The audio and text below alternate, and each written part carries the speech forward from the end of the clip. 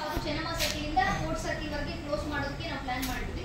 But because of ಇದೆಲ್ಲ ಕೂಡ ನಾವು ಗ್ರೌಂಡ್ ಲೆವೆಲಲ್ಲಿ ಟ್ರಾಫಿಕ್ ಕಂಜೆಷನ್ ಇದೆಲ್ಲನೂ ಕೂಡ ನಾವು ಅನಲೈಸ್ ಮಾಡಿದ ಮೇಲೆಗೆ ಈಗ ನಾವು ಫೈನಲ್ ಆಗಿ ನಾವು ಬಸವವನ ಸರ್ಕಲಿಂದ ಚೆನ್ನಮ್ಮ ಸರ್ಕಲ್ವರೆಗೆ 500 ಮೀಟರ್ಸ್ ದೂರ ಇದೆ ರಸ್ತೆ.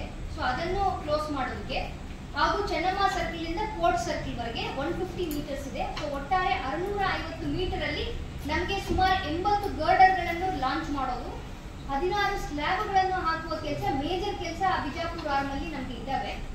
ಆ ಒಂದು ಗರ್ಡರ್ ಲಾಂಚಿಂಗ್ ಮತ್ತೆ ಸ್ಲ್ಯಾಬ್ ಲಾಂಚ್ ಮಾಡುವಾಗ ನಮಗೆ ರೇಡಿಯಸ್ ಎಲ್ಲ ಬೇಕಾಗ್ತದೆ. ಸೊ ಸೇಫ್ಟಿ ಇಶ್ಯೂಸ್ ಅನ್ನು ನಾವು ಸುದೀರ್ಘವಾಗಿ ಡಿಪಾರ್ಟ್ಮೆಂಟ್ ಜೊತೆಗೆ ಚರ್ಚೆ ಮಾಡೋದಾಗಿ ಅದನ್ನು ಸಂಪೂರ್ಣ ಬಂದ್ ಮಾಡಬೇಕು. ಯಾಕಂದ್ರೆ ಆಚೆ ಈಚೆ ನಮಗೆ ಬಫರ್ ಸ್ಪೇಸ್ ತುಂಬಾ ಕಡಿಮೆ ಇರೋದ್ರಿಂದ ಅಲ್ಲಿ ಟ್ರಾಫಿಕ್ ಮೂವ್ಮೆಂಟ್ ಮಾಡೋದು ಕಷ್ಟ ಸಾಧ್ಯ ಆಗ್ತದೆ ಅಂತ NH ಡಿಪಾರ್ಟ್ಮೆಂಟ್ ಅವರು ತಾಂತ್ರಿಕ ಒಪಿನಿಯನ್ ಅನ್ನು ಅವರು ಕೊಟ್ಟಿರೋದ್ರ ಹಿನ್ನೆಲೆಯಲ್ಲಿ ಆ ಒಂದು 650 ಮೀಟರ್ಸ್ ರಸ್ತೆಯನ್ನು ನಾವು ಕ್ಲೋಸ್ ಮಾಡಿ 4 ಮಂತ್ಸ್ ಪೀರಿಯಡ್ ಕ್ಲೋಸ್ ಮಾಡಬೇಕು ಅಂತ ಇವರು ಡೈಲಿ ಬೇಸಿಸ್ ಮೇಲೆ ಒಂದು ಮೈಕ್ರೋ ಪ್ಲಾನ್ ಮಾಡಿಕೊಂಡು ನಮಗೆ ಮಾಹಿತಿಯನ್ನು ನೀಡಿದ್ದಾರೆ.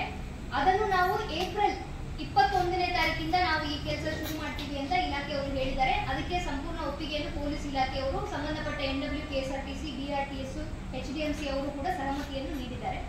ಸೊ ಈ ಹಿನ್ನೆಲೆಯಲ್ಲಿ ಏಪ್ರಿಲ್ 21ರಿಂದ ನಮ್ಮ ಬಸವವನ ಸರ್ಕಲಿಂದ ಚೆನ್ನಮ್ಮ ಸರ್ಕಲಿಂದ court circle total 650 meters closer ಆಗುತ್ತೆ.